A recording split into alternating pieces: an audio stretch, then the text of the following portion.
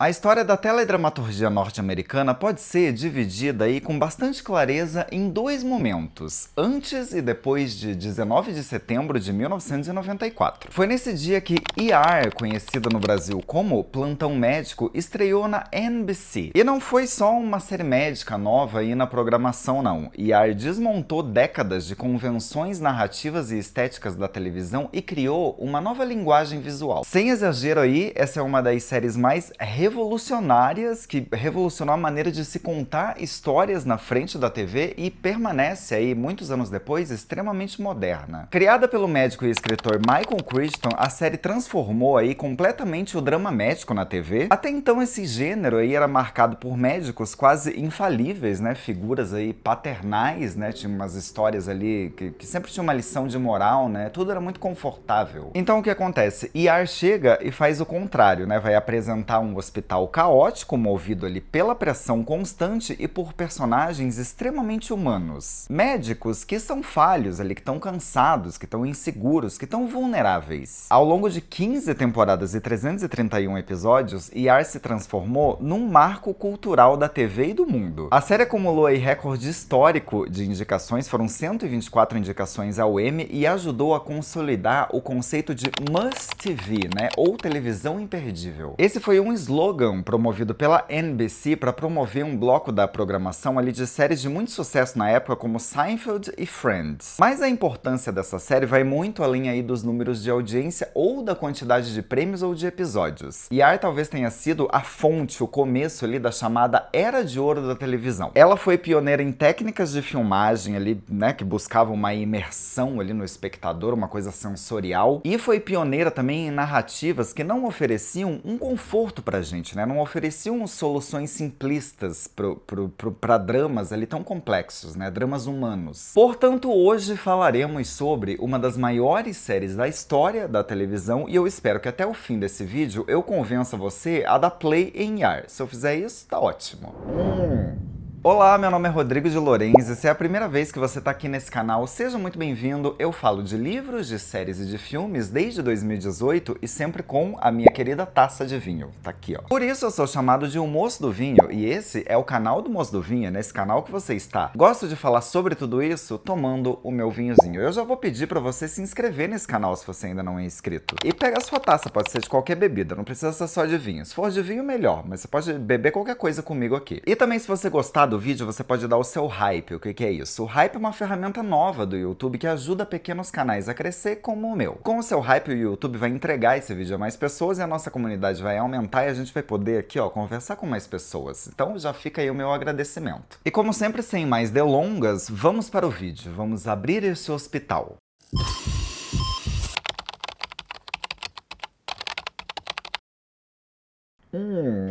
A Origem de ER é um manual sobre persistência criativa e também sobre como a indústria, né, o cinema, a TV, reage mal a ideias que fogem do padrão, a mudanças. Em 1974, Michael Crichton, né, recém-saído aí da direção de um filme chamado Westworld, que décadas depois ia virar uma série na HBO, ele procurava um projeto ali bem distante da ficção científica. Então, usando a sua própria experiência como médico residente, né, no Massachusetts General Hospital, ele escreveu um roteiro de longa-metragem chamado 24 Horas. A proposta aí era bastante ousada para a época e é bastante ousada até hoje. Ele queria acompanhar de forma quase documental um único plantão em uma emergência hospitalar. Nada de romance, nada de melodrama, o foco ali era na rotina exaustiva, nos termos técnicos dos médicos e, sobretudo, na imprevisibilidade da morte. Bom, aí durante quase 20 anos esse roteiro foi rejeitado por praticamente todos os grandes estúdios e todas as redes de televisão ali. A justificativa era sempre a mesma, né? A história era técnica demais, era caótica demais, era rápida demais. E eles achavam que o público médio americano ali não ia gostar. E aí a gente precisa entender que nos anos 70 e 80 o drama médico era dominado por séries como Marcus Welby, que era uma série ali de um médico que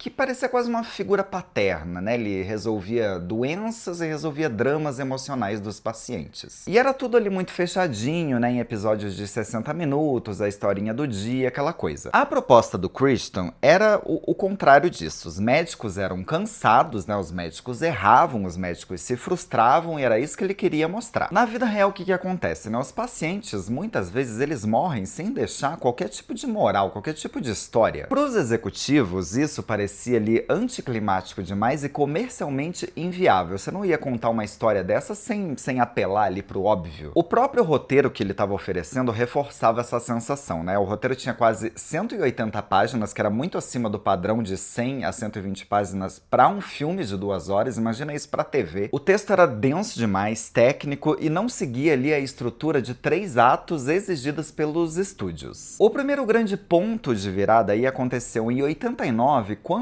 o Steven Spielberg demonstrou interesse em dirigir um drama médico. O Michael Crichton, então, apresentou para ele o roteiro, né, de 24 horas. No entanto, essa parceria foi pausada quando o Spielberg se encantou com outro manuscrito, um outro projeto do Crichton. Dessa vez era um projeto sobre clonagem de dinossauro. Já sabe o que é, né? Foi só então depois da produção de Jurassic Park, de 93, que eles retomaram esse drama médico aí pro cinema. Com o sucesso estrondoso do filme aí, do Jurassic Park, né, aquilo que antes era visto como inviável deixou de parecer um problema para os executivos. Nesse momento, o Crichton e o Spielberg chegaram à conclusão de que o formato ali de longa-metragem não daria conta da quantidade de personagens e de conflitos que o roteiro exigia. Já a televisão, com uma estrutura episódica ali, né, de episódios, permitiria acompanhar o impacto de tudo isso ao longo do tempo, algo impossível dentro de um filme. A NBC então encomendou um episódio piloto, mas eles ainda estavam meio descrentes, eles estavam pensando, isso aí não vai dar certo, isso aí não vai rolar. A equipe criativa agora incluía John Wells, né, que é um cara aí que vai se tornar uma peça-chave para as produções do Crichton. John Wells, esse que está à frente de The Pitt hoje, tá? Então, ali a qualidade você já enxerga. Bom, o John Wells conseguiu pegar toda essa coisa literária, né, do Crichton e transformou para uma estrutura de televisão. O episódio piloto foi exibido em setembro de 1994, com um episódio de 2 horas apresentando ali o County General Hospital, e eles não apelavam muito para explicações nem para diálogos didáticos. A proposta ali mesmo era mergulhar o espectador diretamente no meio do caos. A primeira sequência ali é bastante icônica, né, do Dr. Mark Green sendo acordado pela enfermeira-chefe, já ali quase sem nenhuma transição. Ele já é acordado ali para atender vítimas de um desabamento no meio de um pronto-socorro. Ali eles já estabelecem as regras da série, né? A câmera vai estar sempre em movimento, o som vai ser sempre sobreposto e a explicação técnica vai importar menos, né? O que vai importar mais é a experiência emocional, tanto dos médicos quanto do público que está assistindo. E aí, esse piloto, juro pra você, é uma das coisas mais insanas da TV. Se você assiste hoje, você fica chocado, porque ninguém nunca chegou perto desse caos todo. É impressionante. A estreia de ER aconteceu em meio a uma disputa ali. No outono de 94, 2 séries médicas que também se passavam em Chicago estavam chegando à televisão quase ao mesmo tempo, né? ER pela NBC e Chicago Hope pela CBS. Chicago Hope era criada pelo David E. Kelley, que é um autor aí bastante consagrado hoje, e Chicago Hope era vista como a aposta mais certeira, mais segura. Era uma série que tinha um elenco ali de peso, né? Adotava um tom mais tradicional, mais intelectualizado. Os críticos e analistas da época apontavam que Chicago Hope ia esmagar ER. A CBS chegou a colocar a série no mesmo horário, né? Na quinta-feira, às 10 da noite, porque eles tinham certeza que ER ia ser um fracasso. O resultado disso foi o oposto, né? A audiência de ER foi tão massacrante que a CBS precisou mudar Chicago Hope de dia para evitar um cancelamento precoce. Conforme o tempo ia passando, ER se consolidou como o grande pilar do bloco must-see da TV ali da NBC. E aí ele dominou as noites de quinta-feira ao lado de Seinfeld e de Friends, gerando receitas publicitárias aí gigantescas.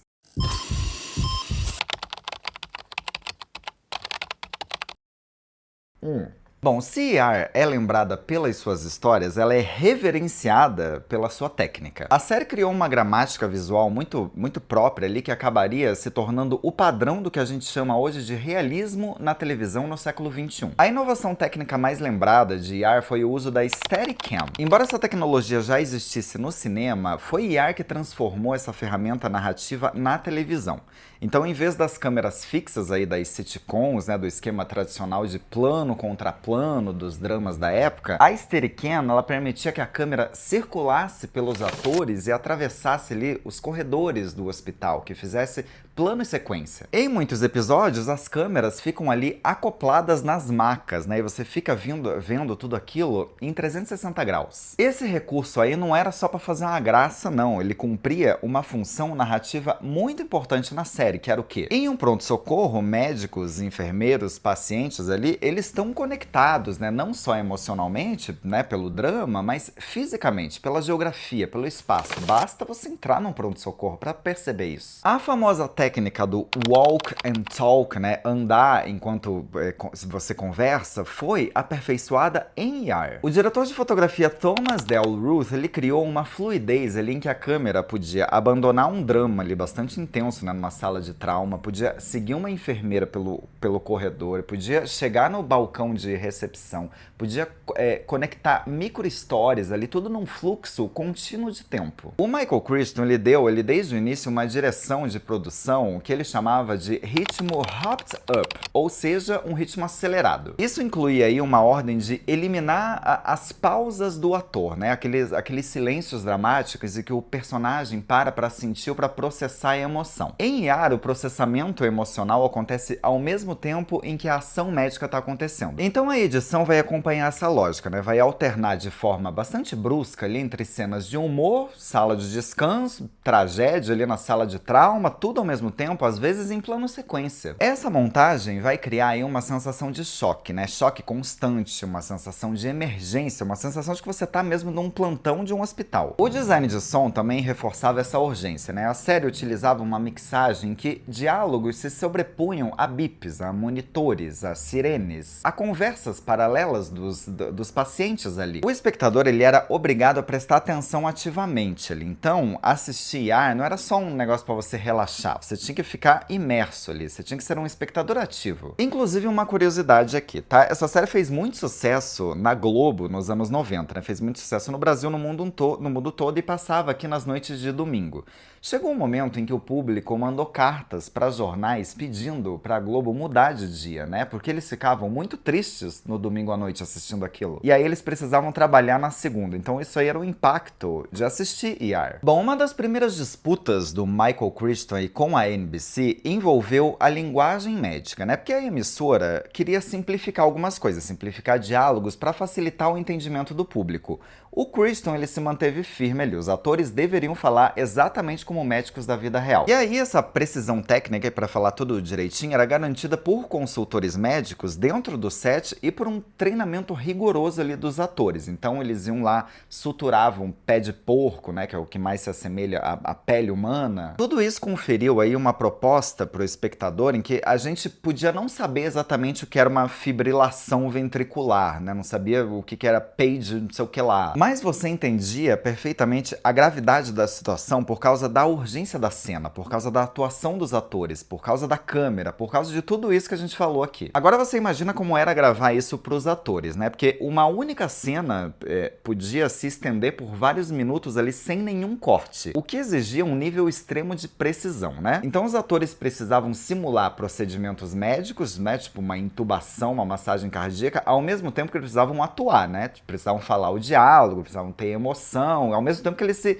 deslocavam dentro do cenário, que tinha ali marcações muito certas. Era uma grande dança ali, tudo parece muito natural e qualquer erro cometido nos segundinhos finais ali da tomada obrigava todo mundo a retomar do zero a sequência para fazer tudo igual, porque afinal era um plano sequência. E aí, para que a câmera pudesse circular ali livremente sem obstáculo, né, em todas as direções, a iluminação precisou ser repensada. Então as luzes passaram a ser integradas no teto, né, no teto mesmo, ou nos equipamentos, né, nas macas, em algum lugar. Por quê? Porque não podia ter tripé, não podia ter essas iluminações tradicionais. Porque como eles usavam muito essa Steadicam, né, que ficava se movimentando ali, isso ficaria muito complicado, eles não iam conseguir. Em ER, o diretor de fotografia, ele optou por feixes de luz mais quentes ali, né, e aí ele combinava isso com sombras, e tudo isso criava uma sensação de iluminação de hospital mesmo. Então aquela luz, parece uma clínica, parece um hospital, aquela coisa fria, né, aquela coisa meio sombria também, desesperadora. O episódio piloto, ele foi gravado num hospital abandonado em Los Angeles, para vocês verem o nível do detalhe. A condição decadente aí desse prédio oferecia um visual mais autêntico ali, que era muito difícil de reproduzir em estúdio. E aí isso contribuiu para dar o tom dessa série. Então quando a série foi oficialmente aprovada para uma temporada inteira completa, a produção se transferiu ali para os estúdios da Warner. E ali foi construída uma réplica de um pronto-socorro, né? Um cenário totalmente interconectado, pensado desde o início, né, para permitir esses movimentos contínuos aí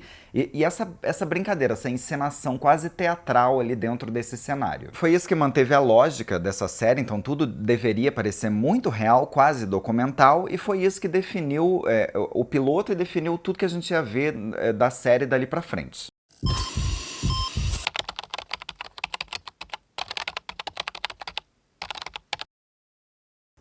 O elenco de ER, ele se tornou lendário ali com o tempo, né? Mas como toda série médica, ER também foi adotando uma regra de rotação, né? Então muitos atores entravam, muitos atores saíam. Isso por um lado sempre prejudica a audiência, né? Porque você fica ali preso no elenco, né? Igual o Grey's Anatomy, né? Quando vai saindo o elenco original, você vai ficando meio triste, né? Mas isso também ajuda a série a se manter viva, e se manteve viva por 15 anos. No roteiro original de 74 e também no piloto filmado, a enfermeira Carrie Hathaway, interpretada pela ótima Juliana Margulies, ela morria após uma tentativa de suicídio. Disse tentativa porque vou explicar aqui. A cena foi gravada, dá pra ver no episódio piloto, e a personagem havia sido pensada só ali pro começo pra gente ver a fragilidade emocional do Dr. Doug Ross, interpretado pelo novinho George Clooney. No entanto, durante as filmagens ali do piloto, o diretor viu a reação do George Clooney diante da personagem em coma ali. E aí a intensidade foi tanta que aquela coisa aconteceu, aquelas mágicas, né? A química entre os dois ficou muito evidente. Depois do piloto, eles fizeram audiências de teste, né? E essas audiências, as pessoas, elas reagiram mal à morte da Carol. A resposta do público foi tão negativa que o John Wells e o Steven Spielberg, eles tomaram uma decisão, né? Ressuscitar a personagem. A atriz, então, foi promovida a integrante fixa do elenco, e essa mudança abriu espaço aí para um dos arcos românticos mais bonitos da história da televisão. Fora isso, todos os atores eram desconhecidos, né? Foram escolhidos ali por acaso, e o resultado é aquela coisa que você não explica, né? Deu tudo certo, tudo funcionava. E em 1998, no auge da popularidade, né, entre as temporadas ali 4 e 6, ER se tornou o centro de uma negociação histórica na indústria da televisão. Com os contratos originais ali prestes a expirar, a Warner ameaçou levar a série para outra emissora, né? Tipo para Fox, para CBS. Para não perder a maior joia ali da NBC, a emissora concordou em pagar um valor nunca visto antes na história da televisão: 13 milhões de dólares por episódio. Muito diferente dos 2 milhões de episódios que eles pagavam para produzir ER. O acordo ultrapassava aí 850 milhões de dólares por 3 temporadas e mudou para sempre a economia da televisão americana. Esse contrato, porém, trouxe um efeito colateral importante que você já deve saber. Qual é? Sim, a pressão para manter a audiência em níveis altíssimos, né? Porque essa série tinha uma audiência bizarra. E aí coisas iam acontecendo. A principal dela, a saída do George Clooney, né? Ele falou que ia ia sair e eles já sabiam que isso seria um impacto, né, pra audiência dessa série. E isso aí foi um desafio comercial e criativo que ia marcar ali os anos seguintes de ER. Só pra falar um pouco aqui rapidinho dos personagens, né, a gente tinha o Mark Green, interpretado pelo Anthony Edwards. Ele não era o cirurgião deus ali, ele não era o gênio infalível, mas ele representava o médico competente, ético, mas com falhas. E aí o arco dele acompanhou esse custo pessoal e da dedicação extrema ao trabalho para mostrar como a profissão corroía também lentamente a vida íntima dele. É um dos personagens mais queridos e tem uma das despedidas mais marcantes da série, não vou nem falar muito. Temos o Doug Ross, né, vivido aí pelo George Clooney. Ele encarnava um pediatra que quebrava regras, desafiava hierarquias. E ER subverteu o clichê ali do bad boy ao construir a rebeldia dele não como uma arrogância, mas como uma compaixão ali pelas crianças, né? Ele tinha um cuidado. E essa postura dele meio reativa, né? Quando ele viu uma criança que sofria maus tratos, por exemplo, era muito reativa. Isso tinha uma pressão constante ali entre o que é ser ético e o que é ser uma boa pessoa. E isso também gerava um debate ali sobre o sistema institucional, né? Dentro de um hospital. Temos também o John Carter, né? Vivido pelo Noah Wyle, que agora ele tá, né? Em The Pitt, né? O Carter, ele começou ali como um estudante ingênuo, né? Desmaiava vendo sangue, aquela coisa. E ao longo de 11 temporadas, a trajetória dele documentou a perda gradual da inocência. Então a gente vai ver ali desde o enfrentamento do vício em drogas até a ascensão para posições de liderança dentro daquele hospital. Depois da saída do Mark Green, né, da série, o Carter ele se tornou o coração de ER. A gente tem a Carol Hathaway, né, vivida pela Juliana Margulies, como já falei, né, originalmente ali ela foi escrita para morrer no episódio piloto, e ela sobreviveu e se transformou numa personagem muito querida. Como enfermeira-chefe, ela representava uma competência frequente ali, e uma competência invisibilizada dentro da hierarquia médica. O relacionamento dela com o Doug Ross se transformou num dos romances mais icônicos da televisão. E aqui eu tenho que falar uma coisa, né? Como ER cuidava dos arcos das enfermeiras. Elas não só tinham falas, como elas tinham uma história, né? Uma luta ali de valorização da profissão. Tirando isso, tem um episódio, né? Por exemplo, que o pessoal da limpeza faz greve, né? E aí o hospital fica todo sujo, fica todo nojento. E como é que eles fizeram isso? Eles também não limpavam o estúdio. Eu lembrei disso porque também tem um episódio de greve de enfermeira que é muito bem trabalhado, assim, não é um episódio só e resolveu. Aquilo se estende, e aí as enfermeiras têm que negociar com a direção do hospital. Mas continuando, a gente também tinha o Dr. Peter Benton, vivido pelo Eric LaSalle, né, que era um personagem fundamental ali na desconstrução de estereótipos raciais. Ele era retratado ali como um cirurgião brilhante, porém arrogante, né, ele era emocionalmente fechado, mas ele teve arcos narrativos muito complexos dentro da série, né. A gente também teve a Susan Lewis, interpretada pela Sherry Stringfield, que saiu de ER depois da terceira temporada para tentar cinema e não deu muito certo. Ela vai voltar depois, mas ela é uma personagem muito querida e muito lembrada e muito bem construída também. Fora isso, a gente teve um monte de participação especial, gente grandona do cinema que queria participar de ER ali, e todas essas pessoas participaram de episódios geniais, episódios premiados. A que eu mais me lembro, e a minha preferida, é a Sally Field interpretando a mãe bipolar da Abby, que é uma personagem que vai aparecer bem depois na série. A atuação dela é tão genial, é tudo tão visceral, eu não aguento como essa série é boa, porque todos os episódios em que ela aparece, ela ganhou, né, ganhou de melhor episódio, ganhou melhor participação, melhor atriz, ganhou tudo. Eu tô falando, assistam essa série.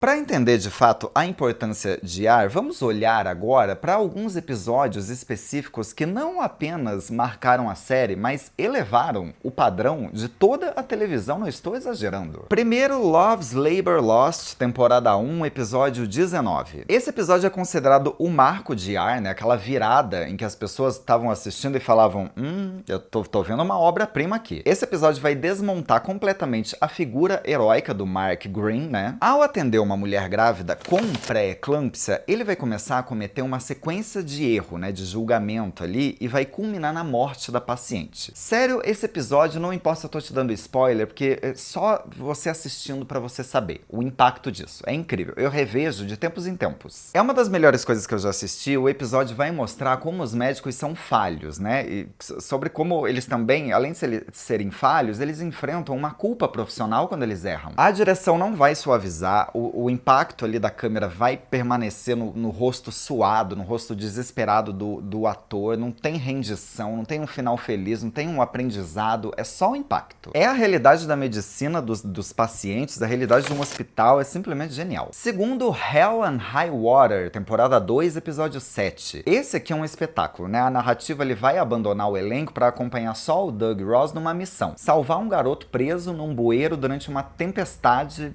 horrorosa. Esse episódio foi visto por 42 milhões de pessoas e funcionou quase como um filme de ação ali na TV. E foi aqui também que a série consolidou o carisma do George Clooney, né? Que botou ali a carinha dele em atenção, foi aí que ele começou a ser visto, né, por outras pessoas, ser convidado para fazer filmes, e provou também que a série era capaz de executar sequências de grande escala sem abrir mão da tensão emocional. Terceiro, Ambush, temporada 4, episódio 1. Até hoje não sei como eles fizeram isso, mas foi um episódio transmitido ao vivo 2 vezes, uma para a costa leste e a outra para a costa oeste dos Estados Unidos. A estética foi justificada ali dentro da narrativa pela presença de uma equipe que estava fazendo um documentário ali acompanhando um hospital. Então esse episódio não tem corte, o elenco e a equipe eles tiveram que executar uma coreografia muito precisa, né, quase teatral. E aí Ambush mostrou para todo mundo como era o caos de se gravar ER, né, e também era resultado de uma disciplina ali, né, de um domínio da linguagem audiovisual. Mais um episódio, All in the Family, temporada 6, episódio 14. Esse episódio aí vai marcar uma virada decisiva no tom da série e vai inaugurar uma fase mais sombria, mais violenta, que também vai ser depois imitado por várias outras séries médicas. Hoje é muito comum, né, principalmente para quem viu, para quem assiste Grey's Anatomy, mas começou aqui, em ER. Não darei spoiler, mas ele conclui o arco do esfaqueamento de 2 personagens por um paciente esquizofrênico. Aí a narrativa vai colocar uma brutalidade nessa série com 2 personagens muito queridos, né? E é uma brutalidade deles sendo atendidos ali no trauma, né? Tentando serem salvos, e junto tá rolando uma festa de Dia dos Namorados dentro daquele hospital. Quer dizer, é o horror completo ao lado de uma banalidade, ao lado do dia que tá acontecendo, ao lado das pessoas que estão vivendo a vida normalmente. E aí vai acontecer a morte de uma personagem, e essa morte vai gerar um trauma físico e psicológico para outra pessoa, para todos os personagens daquele hospital, para todo o resto do elenco. A partir daqui, o hospital vai deixar de ser um espaço ali relativamente seguro, né, que você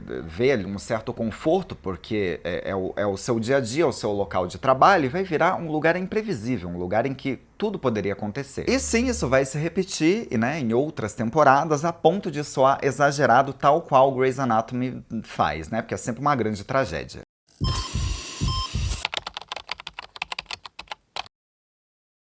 Bom, ER usou também a audiência gigantesca que eles tinham como plataforma para inserir algumas questões sociopolíticas complexas para a época e complexas para agora também. E eles falaram de pautas que na época já era meio escândalo, agora se você falar vai criar uma polêmica também. Ou também pautas que a gente está falando hoje e que eles já falaram lá, ó, há muito tempo. Vamos falar de algumas aqui. Primeira coisa, a forma de abordar HIV através da personagem da Jeanne Bulley. Nos anos 90, o HIV ainda era retratado na mídia quase sempre ali por meio de estereótipos, né? Ou pacientes terminais, tinha uma coisa moral, né? Ou eram grupos específicos e marginalizados. Estamos falando aí em outras línguas de gays, né? Da população homossexual. Não só da população homossexual, mas da população masculina, né? Da população de homens. Temos então na série a médica Jeanne Bulley, interpretada pela Gloria Robin, e ela rompeu ali padrões e até hoje é a única personagem na TV que foi retratada dessa maneira. A Jeanne era uma mulher heterossexual, profissional, médica, competente e HIV positiva. Como foi que ela contraiu esse vírus? Por causa do marido dela. Essa coisa dos maridos, né, terem uma vida em segredo ali, depois chegarem em casa, né, transarem sem camisinha e contaminarem as esposas, isso não era muito falado. Inclusive nessa série também não é falado se ele, né, contraiu o HIV com um homem. Isso não é posto ali se ele era gay ou se ele não era gay. Mas em vez de seguir o caminho narrativo ali esperado pra época, né, a série mostrou a Jeanne vivendo com o vírus e não morrendo dele. Isso ali já refletia os avanços reais dos tratamentos com os coquetéis antirretrovirais da época. O arco narrativo dela ajudou a educar milhões de espectadores sobre a diferença entre HIV e entre AIDS. E além disso, expôs ali o estigma social, especialmente dentro do ambiente de trabalho. Eles fizeram isso de uma forma bastante direta e bastante humana. Ela tinha um preconceito entre os colegas de trabalho. Segunda coisa, racismo e desigualdade social no sistema de saúde. Ambientada em Chicago, né, uma cidade marcada aí por uma longa história de segregação racial, ER abordou o racismo institucional e a desigualdade social no acesso à saúde dessas pessoas. Fora isso, desde o início, a gente teve muitos personagens negros ocupando espaços importantes dentro daquele hospital, sempre com um elenco muito diverso. Terceira coisa, o colapso no sistema público americano, né? Acima de tudo, ER funcionou como uma crônica ali contínua da falência do sistema de saúde americano. A série abordou ali de forma recorrente a falta de leito, a burocracia dos planos de saúde, o fechamento de alas psiquiátricas, a prática constante da chamada medicina de corredor, né, atender as pessoas em corredores. O hospital mesmo, ele não era só um cenário, ele era ali um personagem dentro dessa série. Tanto que a última cena, isso não é um spoiler, mas a última cena da série, da vida, é um plano aberto do hospital e é a primeira vez que a gente vê. Um hospital sobrecarregado, caindo aos pedaços, né, que refletia o visual ali, narrativamente, a estrutura das instituições públicas de saúde nos Estados Unidos, que também estavam iguais. Importante ressaltar que muitas séries depois falaram sobre isso, mas o nível de realidade, o nível de detalhe, você vê a lasca da tinta na parede, assim, você vê a parede mal cuidada, a parede suja. É um nível de cuidado, assim, impressionante essa série. Essa série é impressionante.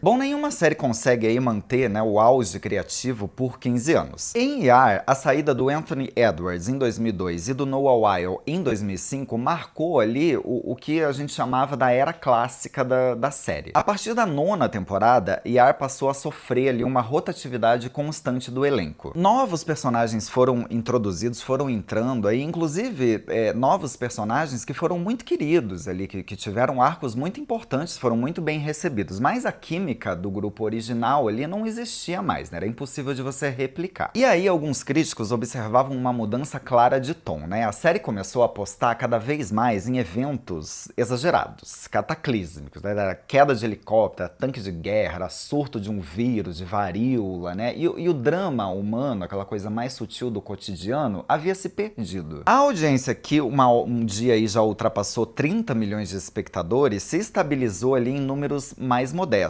Né? Saiu do top 20 lá de séries mais vistas do ano, né? Da semana, aquelas coisas. Mas mesmo em declínio, ER deixou um legado estrutural ali, porque a série forneceu o DNA narrativo para praticamente todos os dramas médicos que vieram depois, né?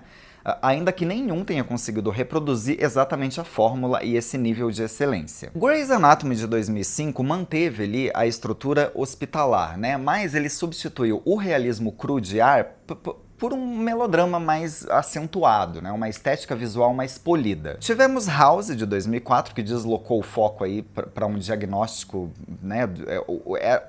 A história da semana era descobrir qual era o diagnóstico daquele paciente ali, junto com um personagem muito querido, muito interessante, muito bem construído, que era o House. Em 2017, a gente teve The Good Doctor, né? E aí outras séries também vieram e começaram a empregar o jargão técnico. Aí a gente tem um monte de série que ER ajudou a popularizar. O fim da série em 2009 confirmou a força dessa história, né? O episódio final teve 16,4 milhões de espectadores e se tornou o final de drama mais assistido desde Arquivo X. Nesse episódio eles reuniram ali membros do elenco original, né? Foi uma coisa linda e ofereceu uma conclusão, né, pro legado desse hospital. Não foi um final triunfal, não foi um adeus ali cheio de coisinhas para fechar. A série nunca prometeu conforto, morto e entregou isso. Terminou quase como um dia comum ali, porque alguns médicos vão continuar trabalhando naquele hospital e de alguma forma esses personagens continuaram com a gente. E ER continua muito relevante. O elo definitivo entre ER e a relevância de agora é o lançamento de The Pitt. Criada pelo R. Scott Gemmell e produzida pelo John Wells, né, que eram dois dos principais arquitetos aí de ER, e trazendo de novo o Noah Wyle como médico, agora a gente tem uma proposta ali um pouco diferente, né? O Noah Wyle, ele descreve o personagem dele do The Pitt, o Dr. Rob, né, como a antítese completa do John Carter.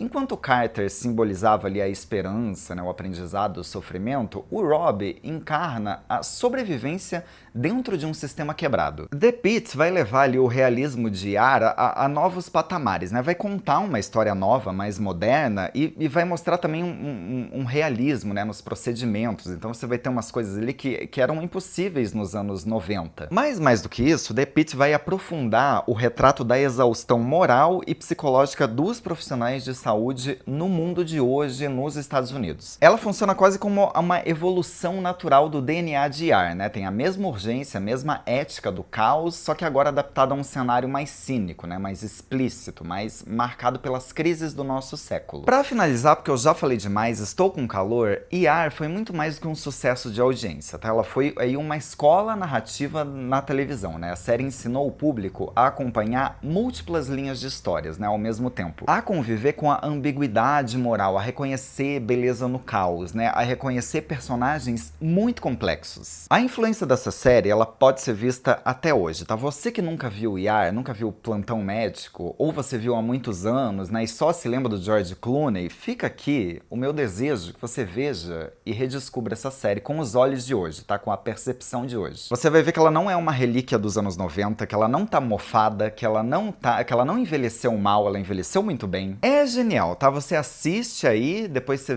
vem falar comigo e diga assim: Rodrigo, realmente essa série mudou a minha vida, é bom demais, então assiste. É um negócio, não sei mais o que fazer pra convencer as pessoas a assistirem. Bom, se você gostou desse vídeo, não esquece de deixar seu like, de comentar, se inscrever no canal se você ainda não é inscrito, compartilhar esse vídeo com todo mundo, deixa seu hype aqui pra ajudar o canal a crescer. Muito obrigado a você que assistiu a esse vídeo até o final, um brinde e até o próximo vídeo.